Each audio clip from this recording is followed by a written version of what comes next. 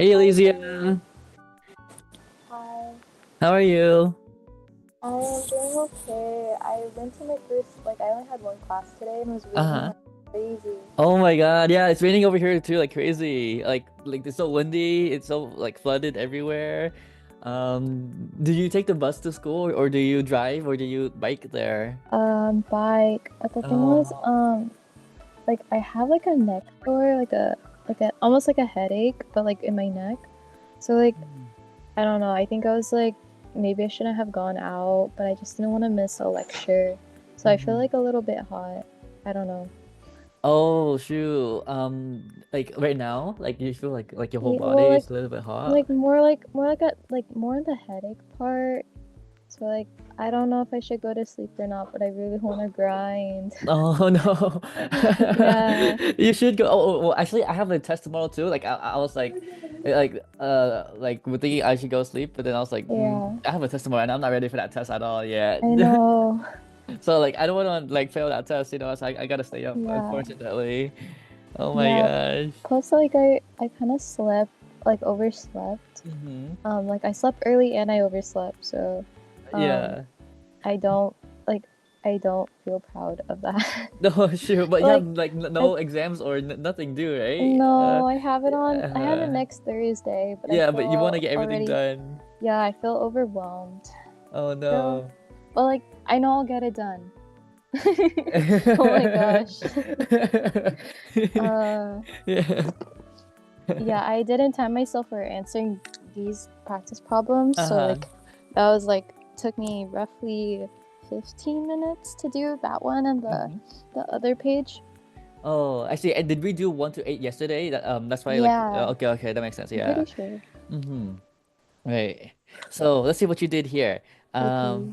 For number nine, hydrohalogenation, we have an internal alkyne, which is an Mm-hmm. asymmetrical internal alkyne, hydrohalogenation, HCl excess, proteinate, um, cell attack, and then we do it again because like we won't have that product right there. We'll keep going because we have another alkene right here. So from that, Mm, we could have two chlorines on carbon 2 or two chlorines on carbon 3. right. So this is correct, but make sure it's chlorine because we have HCl excess. But you have Oh, the whoops, yeah. yeah. Oh, yeah. Yeah. Right, so that's good. I think I was looking at the bottom, Uh-huh. that one, and then I accidentally wrote BR. Yeah. Uh-huh. So this one, 2, 3, 4, 2, 3, 1, 2. So this one here, you put the four bromines on carbons 2 and 3, but we want the four bromines on carbons 1 and 2. So we want the bromines here instead, and we don't want any bromines on carbon 3 Oh, because right. there's no pi bond on carbon 3, right? So that's good as well.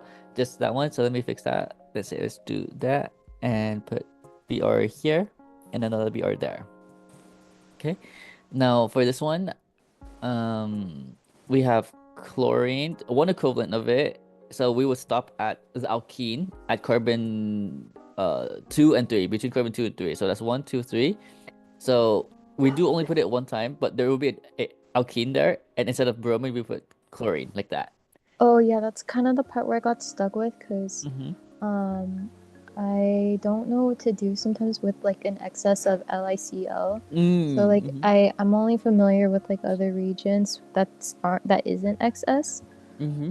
Yeah, the LIX, whatever X is, like CL or BR, think of that as just like a catalyst. Like that won't do Mm. anything in the mechanism. So we only worry about the X2 here. And since there's only one equivalent, we only do one addition like that. Okay, I Yeah. was thinking to set it as trans compared to Mm. let's say if Cl2 excess, then it would be um I Mm-hmm. think it would be on the same side, Mm-hmm. the one from above. Yeah, and we'll have four chlorines, like the That's previous great. example. Like we had four bromines on each carbon of the alkyne. If we had excess Cl, then we had four chlorines on each carbon of the alkyne, and that alkyne would become a single bond now. Mm-hmm. Okay. Yep, that's Okay. good. I know CCl4 is it doesn't do anything to the reaction, so Mm-hmm. I did I did note that. I just Mm-hmm. didn't. I got confused with the LICL. The LICO, yeah. This thing here is a new thing for alkynes. Like that. That's not there for alkenes. Yeah. When you see Oh. that, just ignore it. Okay. Yeah, just ignore it. um. So this one here, be careful. This is an alkyne, but this is a terminal alkyne. Oh. Oh, cause the Yeah. hydrogen. Yeah. The hydrogen. I remember it makes it acidic. Mm-hmm. Hydrogen on the sp carbon is acidic, so we can deprotonate it. But in this case, we're not deprotonating it. We're doing mercury catalyzed hydration, which Mm-hmm. would put carbonyl on carbon 2. So 1, 2, 3, 4, like that right here. So our only product here is that right there, not this. Right. Oh. Okay. Uh-huh. Because we're putting alcohol on the more subposition, Markovnikov subposition, carbon 2. Mm-hmm. Right. And then we Okay. create an enol, which tautomerizes into the carbonyl right there. Okay. Mm-hmm. Yep. Okay. Okay. Um, Number 13. We have an internal symmetrical alkyne. So you could put carbonyl on this carbon, doesn't matter. Like you could do either or, and they will be identical because it's symmetrical. So you only get one product here because these two products here are the exact same structures. Right. That's Yeah. kind of what I noticed, but Uh-huh. I know, I think from what Uh-huh. Helix was saying, there would be two products, so I Mm. just noted it Mm-hmm. just in case, because Yeah, I yeah. know it's like Mm-hmm. it's symmetrical. Mm-hmm. Symmetrical, right. Yep. That's good. Whereas this asymmetrical internal alkyne will give us two different unique products. Oh, I forgot to add the the Uh, dash. I the dash forgot. on yeah, yeah, yeah, on carbon 4. That's okay, that's Yeah. okay. Let's do that. 1, 2, 3, 4, 5. 1, 2, 3, 4, 5. Yep. And then we could put the carbon on carbon 2 or 3. That will give us different products, different unique Hmm. products like that. That's good. Yeah. Mhm. Number 15. This is hydroboration oxidation. So 1, 2, 3, 4. 1, 2, 3. Whoa, what did you do here? Oh, 2, 3, 4, 5. 1, I 2, think 3. Oh, no, actually, hey, this is good. You got it, you got it. But okay. the way that you numbered it, be careful because like, this is 1, 2, 3, Yeah. 4, 5. This is gonna be 1, 2, 3, 4, 5, and you put the alcohol in carbon 1, which Hmm. would toss so much into the aldehyde like that. That's good. You got it. Yeah. Yeah. I think I just numbered it wrong. Yeah, yeah. Uh-huh. Number 16. Oh no.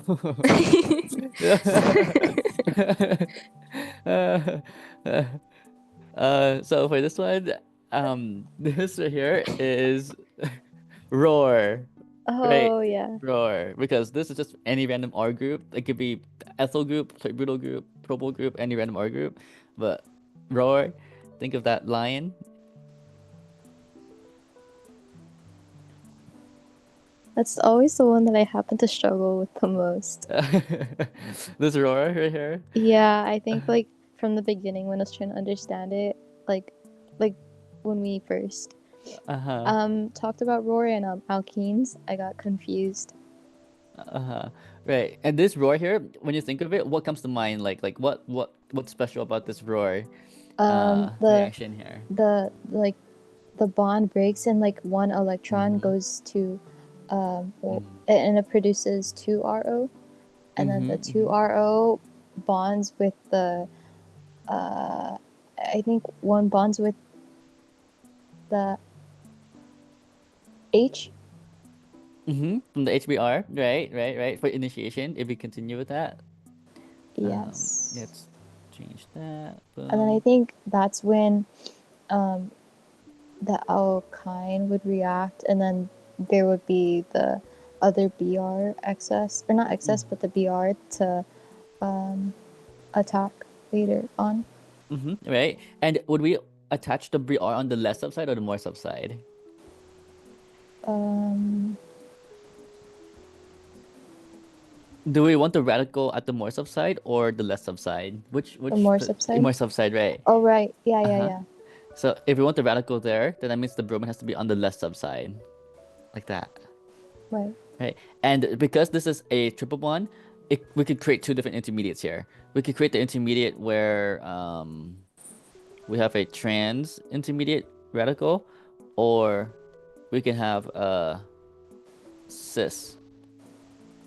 So we get two different products here, one trans and one cis, right? Where like the last propagation step would be to get rid of that radical by bringing in another HBr to quench it. So boom, boom, boom, and that gives us our final neutral products here, a trans product. And let's do the same thing for the cis configuration. Quench that radical by giving it a hydrogen from the HBr. And that gives us our neutral cis products here as well. Okay. Yeah. Right. Okay. The reason why we get two different intermediates, like one trans and one cis, is because when this radical goes on that carbonate there, it could go on either side because this is flat planar right now. It could go to make this like alkene that's trans or this alkene that is cis, right? But the major one would be this trans alkene, but for helix class, he would want you to put both products, both trans and cis product as the answer. Will you ask us to like indicate which one is the major Um, or preferred? I don't think he would ask that. I think this is it would be more safe if you like label this as major and minor, but I don't think you have to actually. So I don't think he'll ask that anyway. Yeah. Okay. Yeah. Yeah, because I don't think he's like asked us so far to include like or like label which one's the major or minor in that way. Yeah. Did he give you this reaction like with the alkyne with the HBr roar, in lecture? Maybe I probably missed it. I Uh-huh. think he has though. Yeah. I didn't get to that point. Yeah. It's okay. It's okay. Oh yeah. And then that was it. That was all the alkyne reactions. Yay. Uh-huh. Yeah, he just started today going over that last portion. What's it called? Like the endo rule Oh, endo rule. and stereospecificity. City deals order diene Yeah, I think those dienophile are like I mean he says he's gonna ask us conceptual problems, but stereochemistry. I'm Yeah. kind of nervous on like I guess understanding that. Yeah. That was pretty hard to understand actually. Like the endo rule, exo rule, and deals order. Oh. That is like pretty tough. Okay, then at least That I class was know pretty that I tough. should probably start working on studying Yeah. that part too. Can you update the Google Drive folder that we Yeah. have with the lecture slides? Thank Mhm. you. Hey Wiley. What's up? How are you feeling for your midterm tomorrow? I'm feeling cooked. Feeling cooked? Cause NMR? yeah, Oh my gosh. Conceptual stuff, right? I don't know a lot of conceptual stuff about NMR.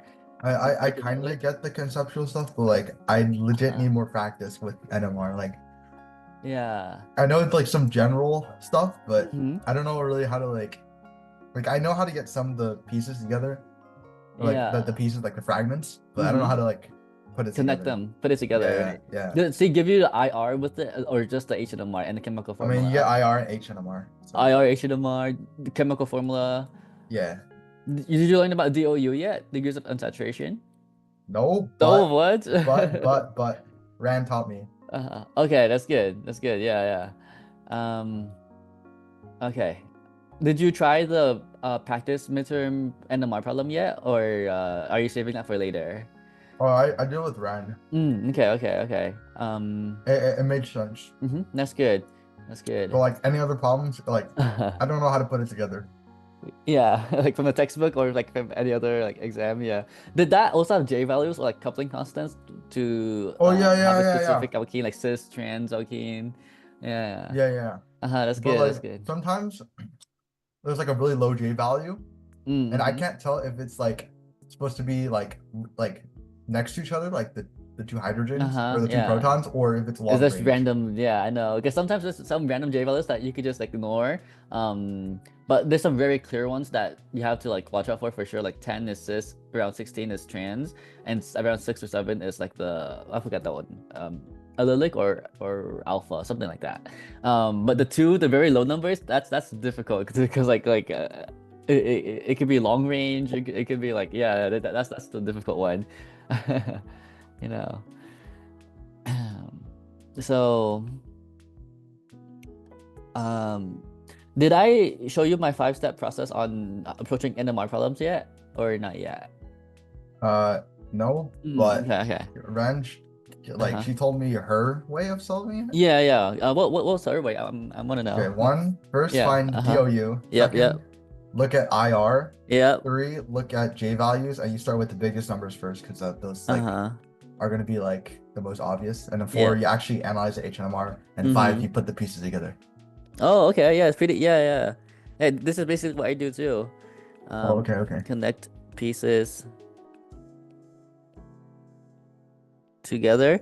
And after that, if you do have time, another thing I would do is verify your final molecule with checking all the the environments and see if they split with okay. Chemical formula, IR, HNMR environment, splitting, neighbors, DOU, like all the information they give you. Once you have the final product, like if you have time to go back and check, like reconfirm everything with all the things that you have, like HNMR environment, splitting, DOU, IR, chemical formula. Yeah. Yeah. That's basically the approach for it. Do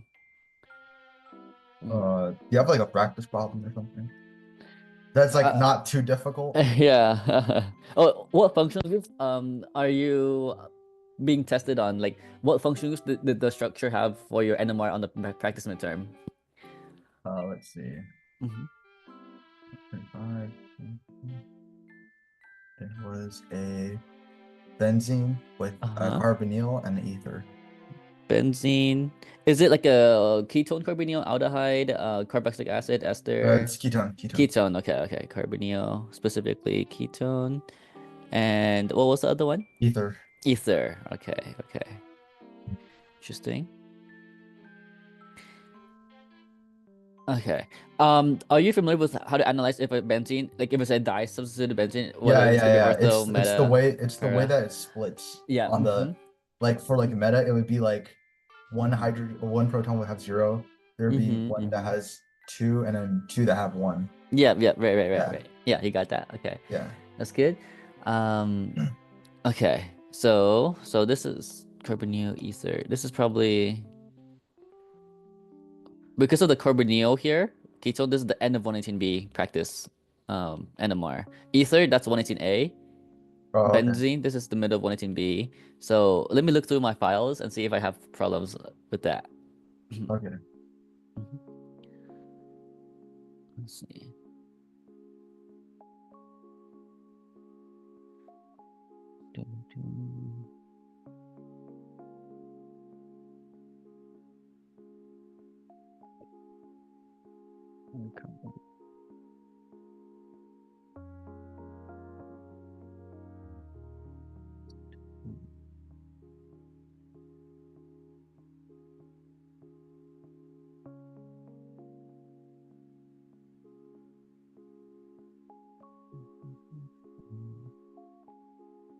Let's check this one out.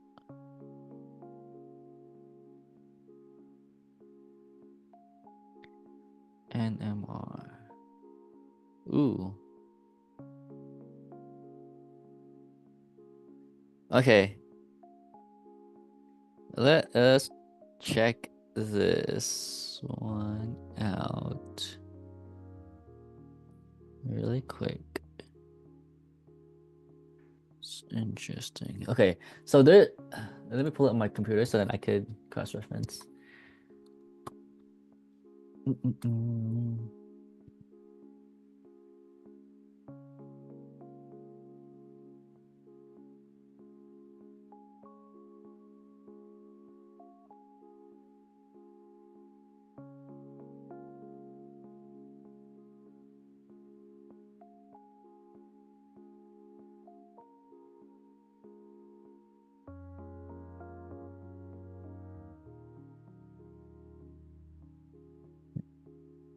Let's do these two, and let me find a benzene one too for us to practice.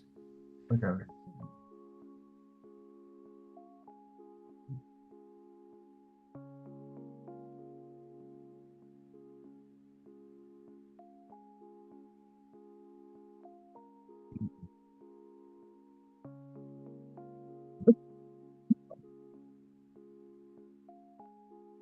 Okay, no benzene, but let's just do these two. And if I do find a benzene, I'll Okay. put that up.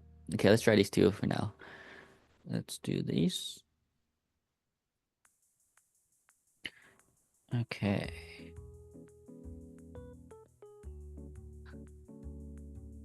Oh, this is Helix? Yeah, Helix final. Oh, okay. Maybe I can try doing it. 2023. Yeah. um, this final here, like the spectroscopy problem has like the functional groups that you know how to find already. But let's do this one first, where he already give you the product of the structure of the NMR, and then he wants you to like label the hydrogens like A, B, C, D, E, F, G, H, I Okay. to these peaks right here. And after that, we could like propose a structure. Uh-huh. Okay. Yeah, let's do that. Wait, do you want me to like work in it like together with you or like explain my reasoning? Yeah. Explain your Okay. reasoning. Okay. With me. Which one's my neighbors? This is interesting.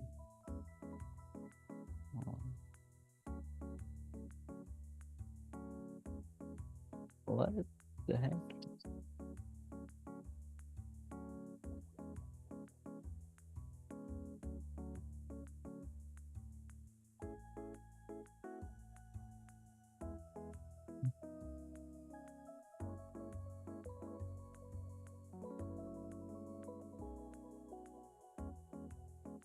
I feel like the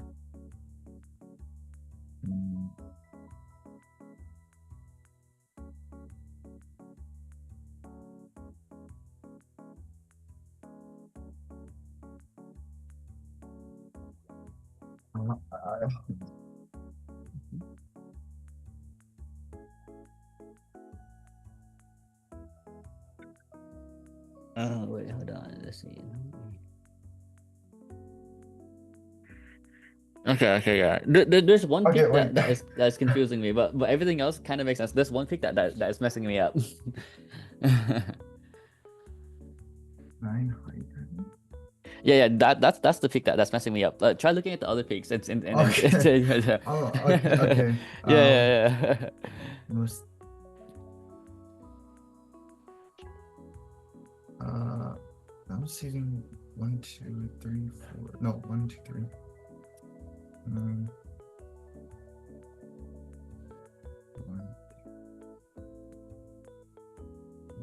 I think the HD is the very left one. HD very left one. HD. Oh, this one right here. Yeah.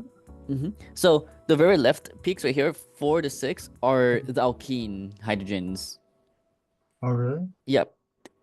Wait, am I supposed to count the very tiny number of people? 1, 2, 3, 4.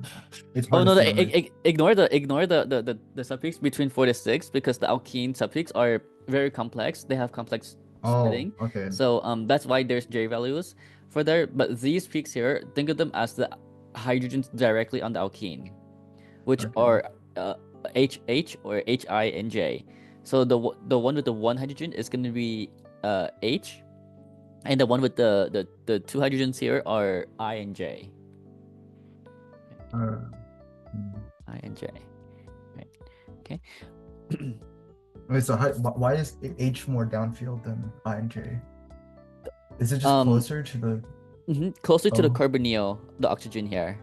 Okay. Right. And is it based on like the rule of like the 3 bonds? The 3 bond rule or whatever? The number of neighbors? No. It's just the distance for the D-shielded.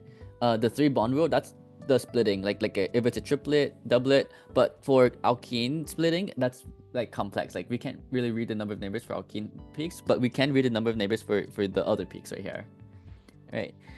I can show you like what I think about in HNMR, and their values. Like the downfield peaks are the easiest to distinguish, right? Because it's gonna be like between 0 to like 12, and then at 12, the most D-shielded peak, if you see a peak there, then that's gonna be carboxylic acid hydrogen.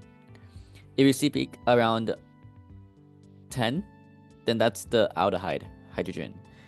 If you see peak around 6 to 9. Yeah, 6 to 9. This is not to scale. 6 to 9. Those are the benzene hydrogens, benzene region. Oh, yeah. Okay. 4 to 6 is gonna be the alkene hydrogens, right? The hydrogens directly on the alkene. 3 to 4 or 3 to 5. Yeah, let's say 3 to 5 is the hydrogens where they are attached to, like, not attached to an electronegative atom, but attached to a carbon that's attached to an electronegative atom, X. Where X could be like oxygen, any halogen, like, or nitrogen, chlorine, bromine, Oh, okay. iodine. That's when the hydrogens are near those electronegative atoms, 3 to 4, or 3 to 5. And then 2 to 3, that's the alpha region, where the hydrogens are alpha to a pi bond. So if we have a carbonyl here, this is the carbonyl carbon. This first carbonyl way is the alpha carbon right there, and that is very important because like that will help you determine where those hydrogens are, because these hydrogens here are still on an sp3 carbon, but they're alpha or one carbon away from a pi bond. It doesn't have to be a carbonyl. It could also be an alkene, or it could be an alkyne. Oh, okay. Like this, or it could even be part of the alkyne, the terminal alkyne hydrogen, like that. It doesn't have to be alpha, but part of the terminal alkyne hydrogen. That's the weird one for this alpha region, the terminal alkyne hydrogen. But every other hydrogen that you see here is alpha, one carbon away from a pi bond. Where would alcohols fall? Just like ROH? Yeah, alcohols is gonna fall between 0.5 to 5, and it's gonna show up as a broad peak, one broad peak, OH, like that. And you see one H on the HNMR, but okay. In most examples that I've seen, they've been between 4 to 5 in most examples. But conceptually, like multiple choice questions, they'll say 0.5 to 5. But when you interpret it and analyze it, I've seen alcohols as a broad peak around 4 to 5 usually.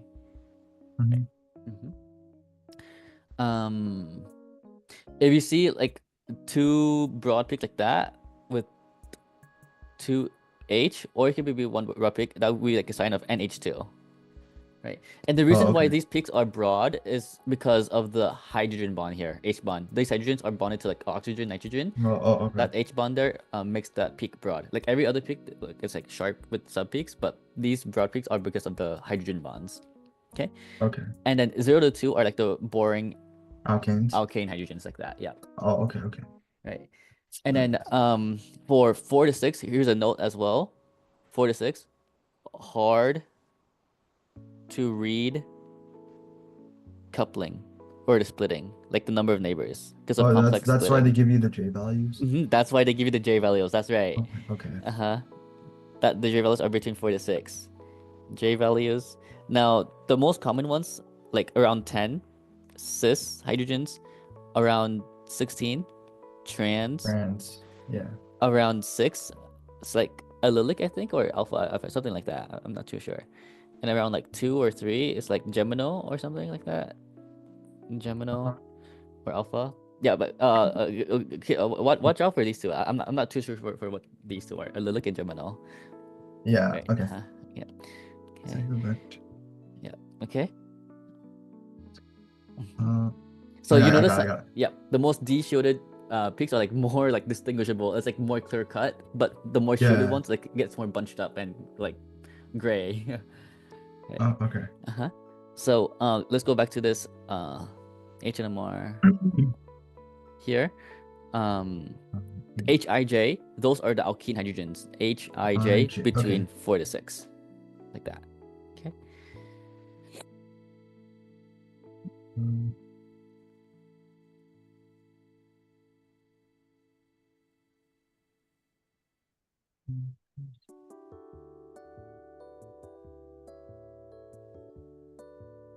Would the number 1 on the 3 be HC? Yep. The next one would be HC. This one right here. Okay. Yep. Okay, this one's what's weird. Yeah, this one is kind of weird, but this one here is on 1 carbon. The reason why they're showing 2 peaks here is because of something called like enantiotopic or diastopic things. So this one here, it's like 2 hydrogens that are alpha. So find an alpha position, alpha carbon that has 2 hydrogens. It's gonna be An that. alpha position that has 2 hydrogens. Yeah. I'm gonna color code the alpha positions here. This is one alpha position, and that's another alpha position. So it's either gonna be HC or HD that has 2 hydrogens. Is alpha position referring to position like with respect to the carbonyl? Yeah, one carbon away from a pi bond. So it could be a carbonyl, an okay. alkene, or an alkyne. So Because that has to be D. D, yes. So these. But then the 2 hydrogens. Yeah, the 2 hydrogens here, like HD, HD. The reason why they're showing 2 peaks here is because like imagine one is wedge, one is dash. Like it has to do something with enantiotropic and diastereotropic. I wouldn't worry about too much about that. Okay. Yeah. That goes into like something else. I don't think you need to worry about this right here. Yeah. 1, 2, 3, 4, 5, 6. What the heck is this?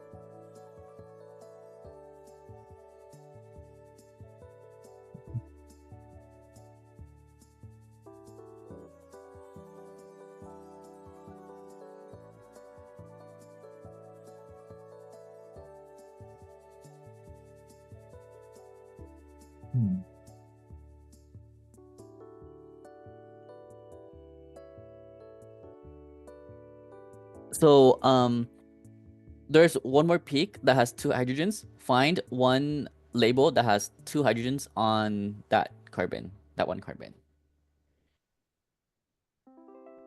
Oh, is it B? 3. It says 4 neighbors. 1, 2, 3, and then 4. Yep. 6.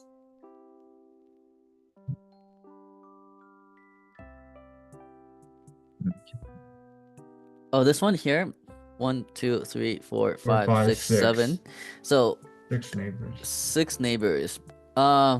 Is there one with 6 neighbors? No. Ignore this. This should be 7 neighbors. So this is like a typo there. That one should have 7 neighbors on the actual structure. Oh, 1 hydrogen. That makes it worse. Wait.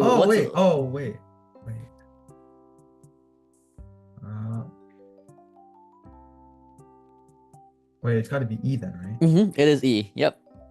Wait, can you label the 1? Oh yeah. No, you're right.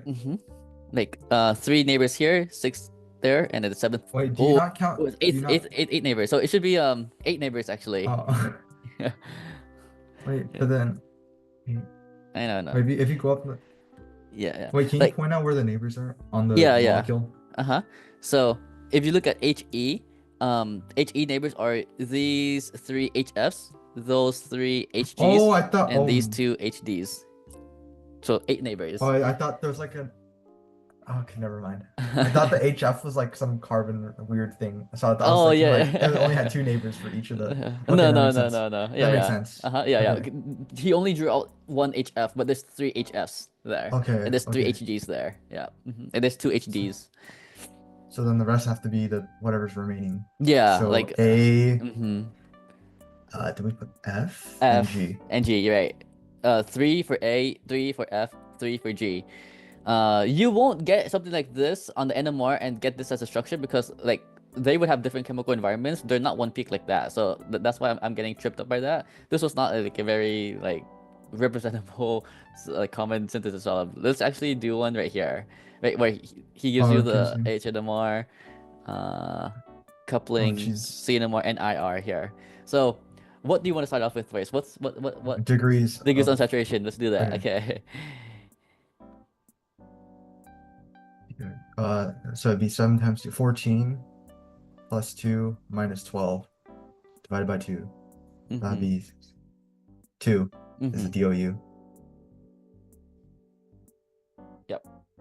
Yep. Right. Okay.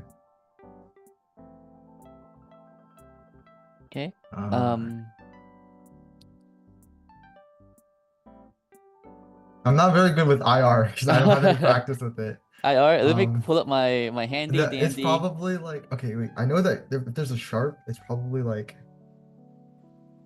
there's like some polar group or something. Hmm I don't know what it is. My handy dandy IR chart here. Does Vio let you use the no card for his No, exam? Oh no, so oh no, shoot, so no, you no, don't, you, no, you no, you no. cannot even put this on the. Nah. Oh my gosh, so you gotta know this then. Okay, okay. Oh, So SP3 alkyne. yeah, here you go. No, I can't. Let me make this 1500. Boom. Ignore all that. Oh, oh, is there carbonyl? There Oh wait, no, no. is a carbonyl, yes, 1700. So 2000. this is Oh, it's 17. 1600. This is 1700. So there is a carbonyl present, and there is another Sharpie here too at 1600. So Sharpie at 1600, Sharpie at 1700. This is carbonyl, and Oh, they can be close together. they can be close together, Oh. right? Carbonyl and alkene present, right? Sharpie at 1700, carbonyl. Sharpie at 1600, alkene, like that, right? And Wait, this so is then that's all that's all mhm. like the alkenes and the two. We Yeah, got two. that's all our DOUs, and that's all we get from Okay. the IR. Okay. Carbonyl and alkene. Partial Wait, pair. why'd you cross out the one on the Oh, left?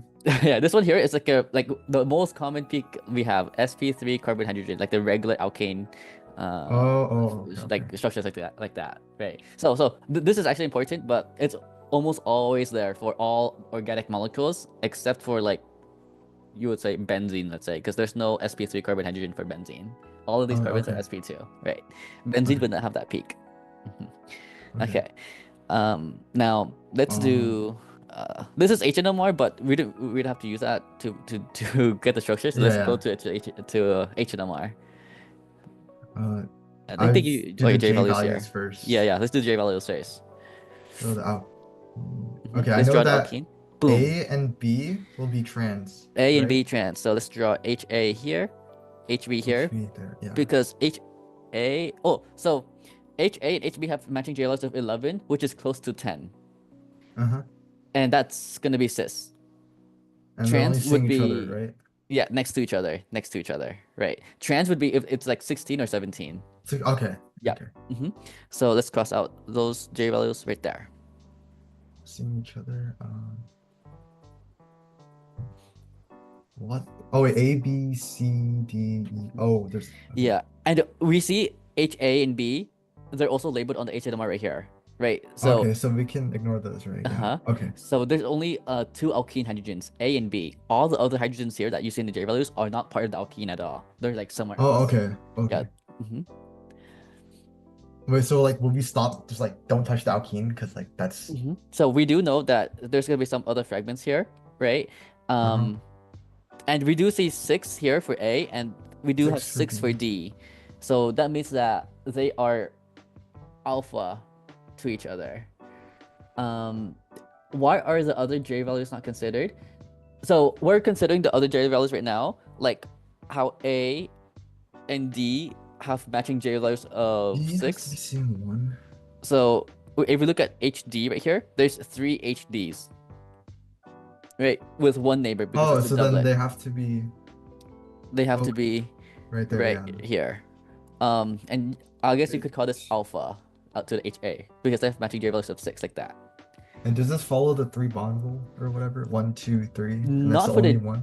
Or J is that values, but for the splitting, yes, it does. It does follow the 3 bond rule because we see a doublet here, 2 subpeaks. 2? Okay, so It's one neighbor. One neighbor. Okay. Which is HA right there. Okay.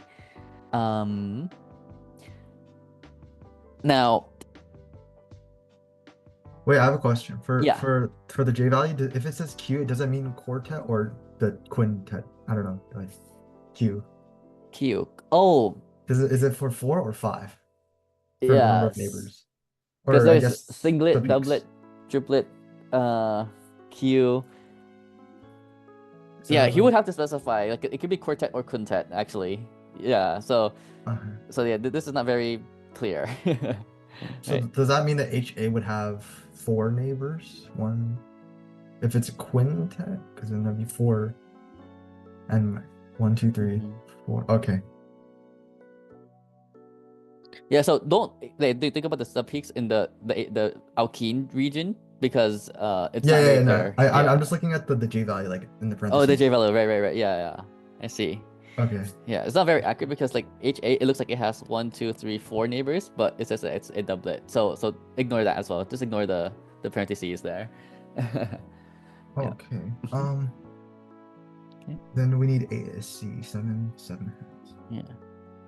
What the heck? Yeah. So from here, I would just like stop looking at the J values and Oh, try okay. connecting the other pieces. So I'm gonna cross out that peak, cross out this peak, and cross out the peak right there that we used up already.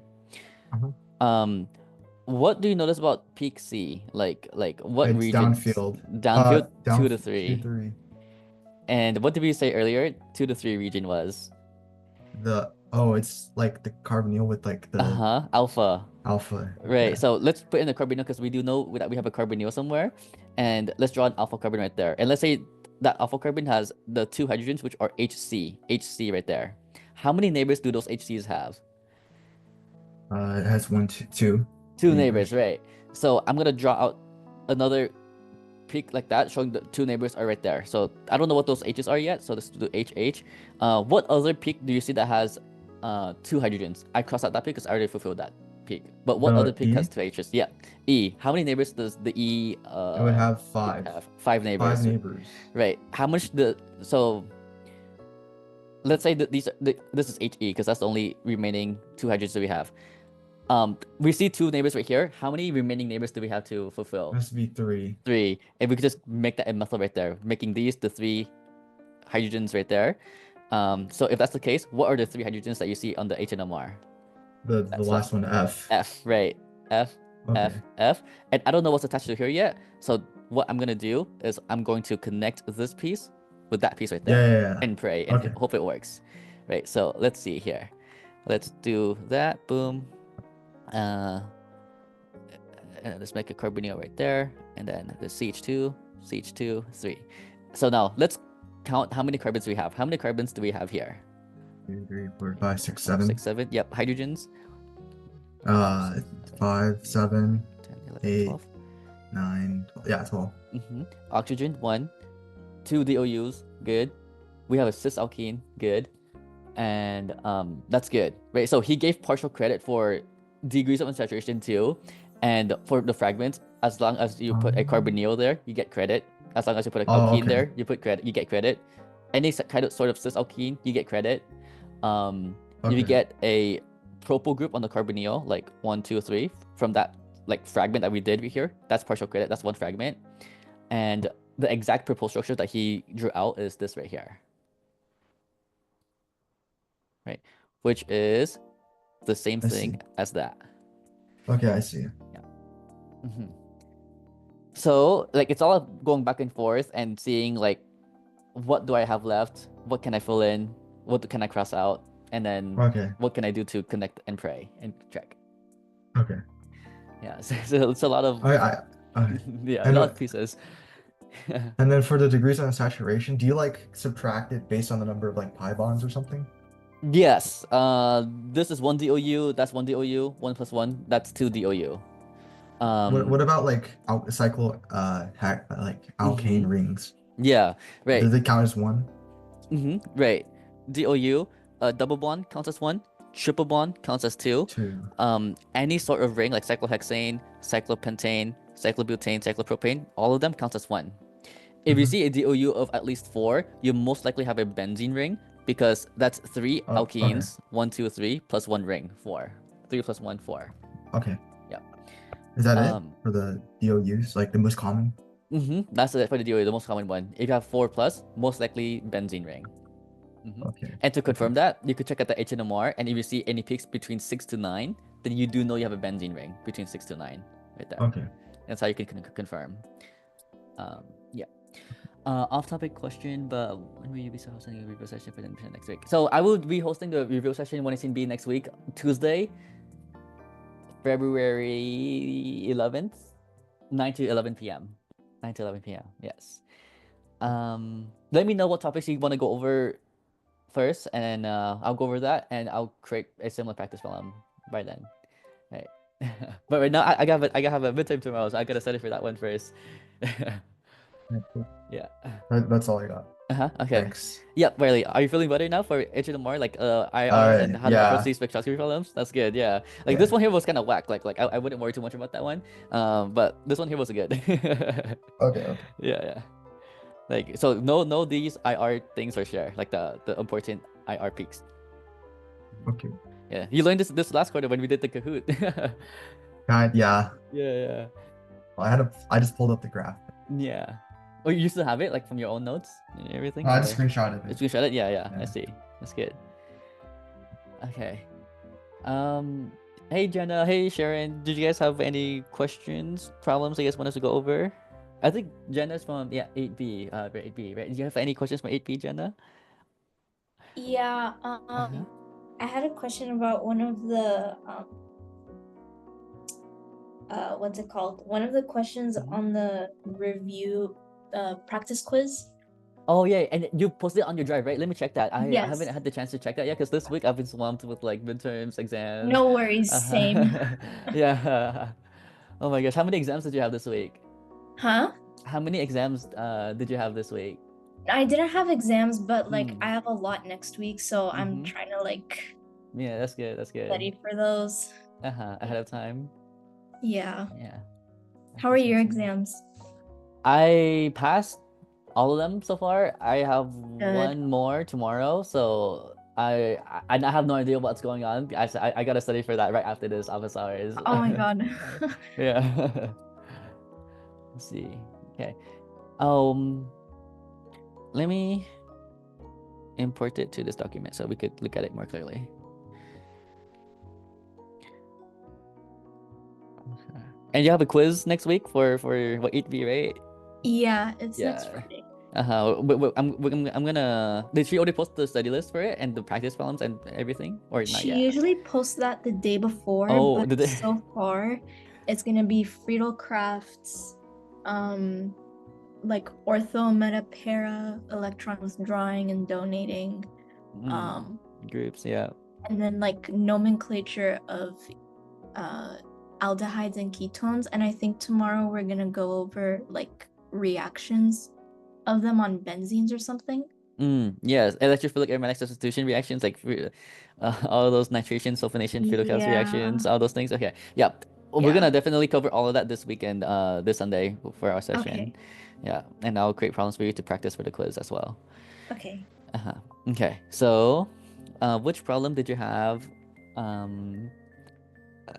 Question one? The first one, this one. Yeah. Okay. So when you see H2CrO4, when you see chromium and a lot of oxygens, think of a strong oxidizing agent named Jones. Right? This guy named Jones, he's very strong oxidizing agent because it looked chromium and a lot of oxygens. So what he'll do is he'll oxidize any benzylic carbon with at least one benzylic hydrogen into carboxylic acid. So at least one benzylic is a position term, meaning that the first carbon away from the benzene ring, that's the benzylic position. One benzylic hydrogen gets converted to carboxylic acid right away. Right. So I'm gonna color code the benzylic carbons in blue. That's one benzylic carbon and that's one benzylic carbon. We see that the benzylic carbon at top has 2 benzylic hydrogens, whereas the benzylic carbon on bottom has 0 benzylic hydrogens. Right? So this whole group here on top that has at least one benzylic hydrogen will be converted into a carboxylic acid. So are benzylic hydrogens basically just hydrogens that are attached to a ring? Benzylic hydrogens are benzylic hydrogens attached to the benzylic carbon, not the ring, because the ring hydrogens here are the benzene hydrogens, the direct benzene hydrogens, and those are not benzylic. Right. You can call these phenolic. Okay. Position, and you can call this carbon here the benzylic position, the first carbon away from the ring, the benzylic position. Oh, hi, Khadija. This is my first time seeing you here. Are you from UC Davis or are you taking UC Davis right now? Yes, yeah. Uh-huh. I'm a student. I'm taking 118B with Helix. 118B with I was Helix. referred by my friend. Oh, who? Me. Oh, She's my oh. Yeah, he was just on the Zoom, and then I think someone was going over 118B stuff, so I was just like, oh my Yes. god. Yeah. Yeah, most people here right now are 118B, like Elysia, Sharon, you. But Okay. I'm going over 8B stuff right now. Okay, cool. Yeah, Sounds good. but Thank I will you. have a 118B midterm 2 review session next Tuesday, February 11th, 9 to 11 p.m. as well. 9 to 11 p.m. Yeah, Perfect. it's on the school Sounds if you joined the school. Yeah, I think you did. Yeah, I I see. did. I joined it. Thank you Uh-huh. so much. I'll definitely be there. Thank you. Yeah, of course. Okay, let me give you a similar problem to that. So let's say we have this benzene here, and we have that, this, and react it with H2Cr O4 aqueous in heat. How would you predict the product here? Let me edit this as well. Yeah, there you go.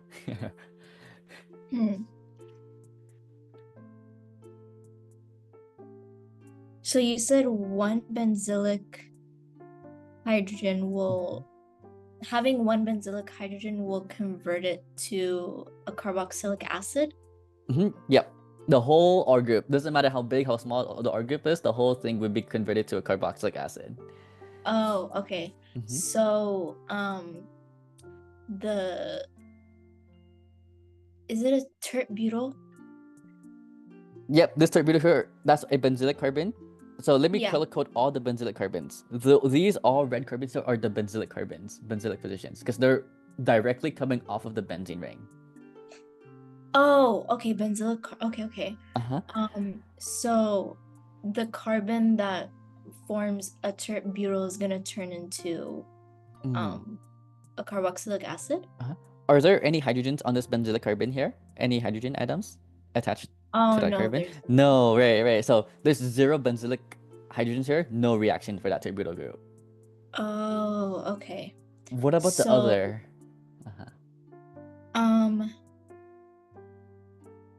The methyl can turn into a carboxylic acid? Yep, that methyl can. Okay. And then the isopropyl as well. Yep. Correct. So everything just turns into a carboxylic acid? Yep. Even this whole group right here, because that whole group, that benzylic position has 1 hydrogen right there, which is a benzylic hydrogen, which would also convert into a carboxylic acid, and everything else just goes away and floats around in the solution. Oh. Wait, you use benzylic carbon and benzylic hydrogen interchangeably? No. They're different things. The red right here are the benzylic carbons, right? And let me draw out the benzylic hydrogens in pink. That's a benzylic hydrogen. This is a benzylic hydrogen. These 3 are benzylic hydrogens on the benzylic carbon. So the red are benzylic carbons. The pink are benzylic hydrogens. Okay. So then, does the amount of benzylic hydrogens determine what happens to that substituent? For this reaction, we just need at least 1 benzylic hydrogen for it to convert into a carboxylic acid. Okay. In other reactions, would matter how many benzylic hydrogens you use, but for this reaction here, you just need to fulfill at least 1 benzylic hydrogen to do the reaction. This carbon here, the benzylic carbon here has 0 benzylic hydrogen, so that's why it stayed as a tert-butyl. Nothing happened to that tert-butyl. Yeah. Right. Okay. What is this reaction called? Because I don't think we ever learned this. I don't know why it's on the quiz. This one is oxidation of benzylic.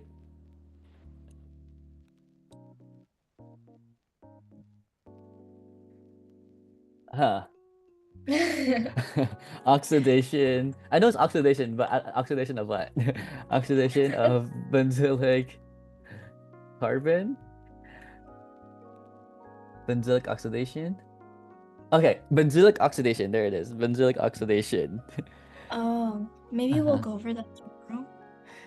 Hopefully. Yeah, because if it's on the quiz, yes, hopefully. Yeah. Yeah. You never seen? Okay. Yeah. Yeah. Where'd it go?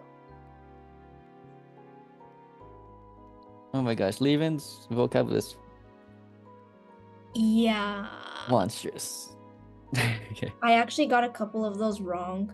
I Uh-huh. didn't know, like, I don't know if this will take too much time. If it does, we can just go over it Sunday, but I didn't understand activators versus deactivators. Oh, yeah, that's a big topic that would take like some time to Oh, shit, explain. okay. And ortho para directing versus meta directing. I get that, just not the activators and deactivators. Oh, okay. So you know how for EAS reaction, electrophilic aromatic substitution, there is a benzene, and then that benzene is the nucleophile, right? Because when it attacks some kind of electrophile, it breaks the aromaticity Yeah. to add that electrophile on the ring. But the second step is to like restore the aromaticity using some sort of base to grab that hydrogen and reform that alkene or aromaticity. Right. So first step addition, second step elimination. In this first step here, the benzene is a nucleophile. So we could activate that nucleophile by putting an activator on it. If we could deactivate the nucleophile by putting a deactivator on it. An activator would be also called electron donating groups, aka EDG groups. Oh, okay.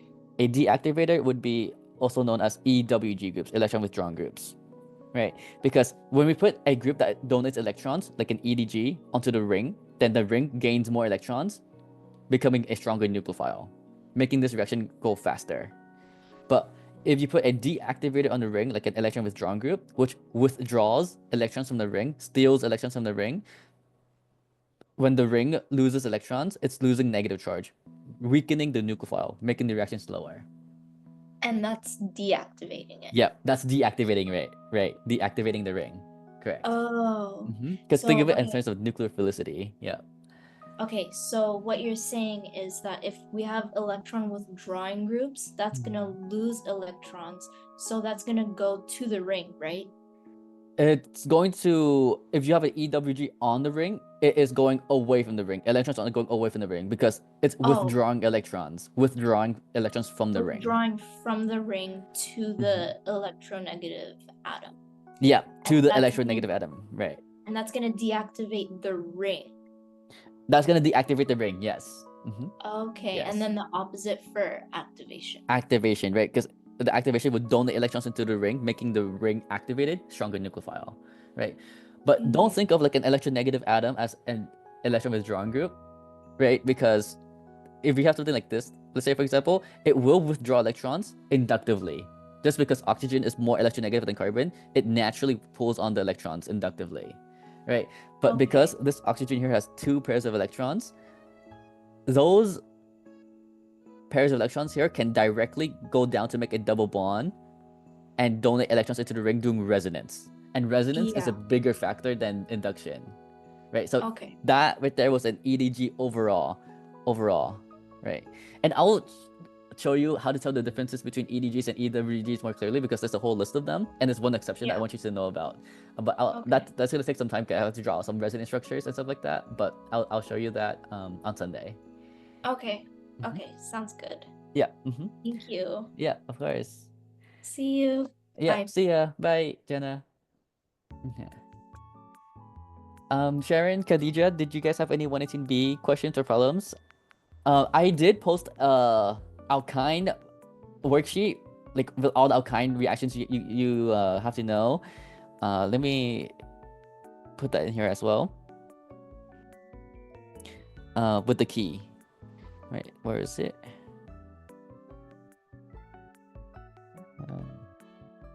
Right here.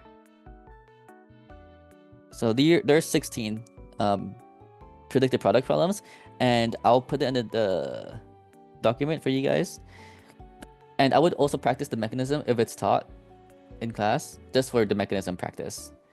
And there's Helix final. I went over it with some Chem 128 guy earlier today. Because he went over like a spectroscopy on carbonyl, but ignore that final until later. Right, let's see. Paste. Okay. Yeah. So I would leave you guys with this homework here. Unless you guys have any questions you guys want us to go over. Problems? I put a screenshot in the chat. It's Yeah. the mechanism question that I see it. Clarification on. Yeah. Okay. Oh yeah, the mercury catalyzed hydration of alkyne. Yeah, and then the hydroversion oxidation of that. Okay. I see it. So to reveal the alkene reaction, oxymercuration demercuration, if we have this alkene right here and react it with the two reagents HgOAc to water THF, it could be alcohol as well, but most commonly water, which will give us an alcohol product. Second step, NaBH4 NaOH water. The second step you don't need to know the mechanism for helix class, but the first step you do. So the first step here is that I'm gonna draw out the HgOAc like this. Hg.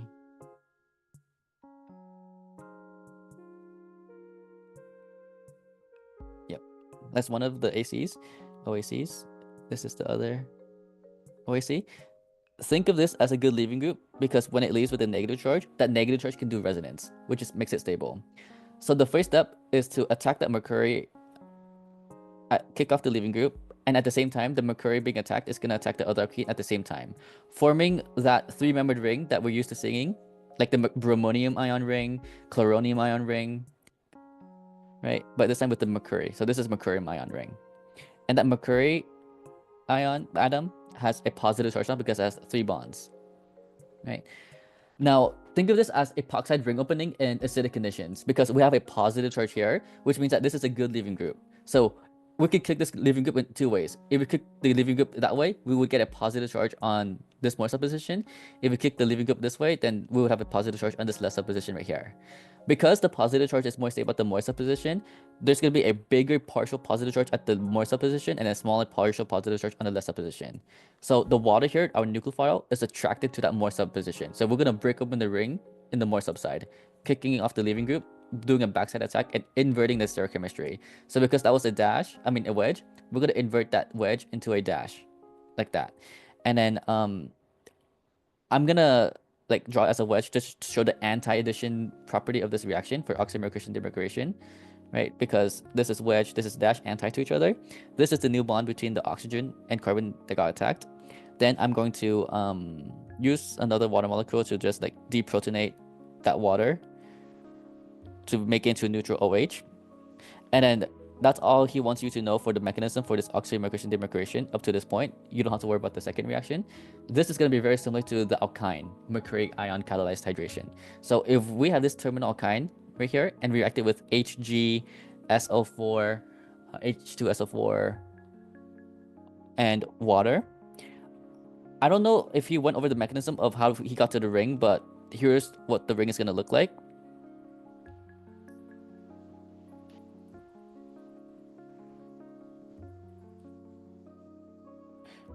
Where mercury has a positive charge right there. So that's gonna be like the mercuric ion catalyzed hydration. Did he go over this part of the mechanism on how he got there? Because the last time I saw, he just skipped straight to that intermediate. Yeah, he just skipped straight to it. I don't think he did this. Yeah. Okay, yeah. So know that we're gonna make a very similar mercuric ion intermediate ring like that, but we won't have wedges or dashes, right? Because we had a triple bond, and when we make the ring, that triple bond turns into a double bond like that, and that's sp2 carbon flat and planar, no wedge, no dash at all, right? So now in this case, it doesn't really matter where water attacks because they're both equally substituted. But if one was more substituted, you would attack the more subside, kick off the ring, and get something like this. Right, so let's say we do invert stereochemistry, so I'm going to put the hydrogen up here now, and then put the OH down here, relative to the bond, and then HgSO4 right there, and the hydrogen right here. Right, okay? So I inverted the stoichiometry by inverting where the hydrogen was. Like it was down in the double bond, but I flipped it up here, and then I made the new bond. Like this is the bond that got broken up, so I made it go down right there. Where this bond here, like that had the mercury ion, stays up on top of the bond because nothing touches that carbon. Right, so that's just inversion of the flat bond relative to the bond, which is harder in my opinion than inverting wedges to dashes or dashes to wedges. Right, and then once we have this intermediate here, we don't stop. Right, the neutral alcohol, because we have a special intermediate. When you have an alkene next to an alcohol, that's the ene-O. Alkene next to alcohol, ene-O. And whenever you have an ene-O, you do a special process called tautomerization. And in this case, we're going to do it in acidic conditions because we're in strong acid. I can go over this mechanism in the review session next Tuesday, or if you guys show up to office hours next Monday, I can go over this mechanism as well. But that will just tautomerize into the carbonyl form here. And will the office hours be at the same time on Monday as well? Yep, it would. 9 to 10 p.m. Okay, sounds good. Yep. So I could go over this mechanism more clearly, but that's basically the mechanism. Form this mercuric ion catalyzed like intermediate, break open the ring in the more subside, deprotonate the oxonium ion to get the neutral alcohol. But usually we stop here. But in this case, we don't stop here because we have the eno. Then the eno tautomerizes into this carbonyl here. Did Helix show you any more steps after this intermediate here with the mercury and the carbonyl? No, he just kind of showed like mercury leaving, but he didn't like how it leaving. left. How it left, right, yeah. He was like very vague about this mechanism. I remember. So yeah, I'll look more into it and go over it more in detail next week. But let's do the hydroborsion oxidation now, where we have what was it again? This one right here. Yeah. Our terminal alkyne hydrogen. First step CY2BHTHF. Second step H2O2 NaOH water.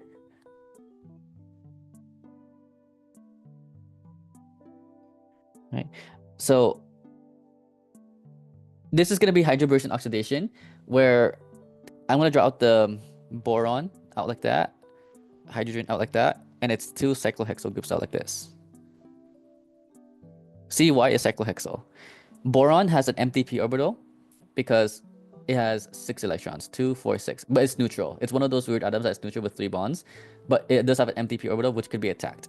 So one of the carbons here is going to attack the boron, and we want to form the stable positive charge. So this less subcarbon here is going to attack the boron, because when that happens, this carbon here is going to lose a bond to become a positive charge, like that. Right, and that's more stable at that position, the more substituted position. Right, but as that happens, that boron is going to have 4 bonds. And when boron has 4 bonds, it's going to be negatively charged. And that's unstable.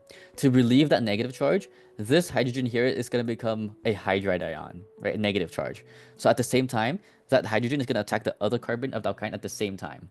So these 2 arrows here happen at the same time.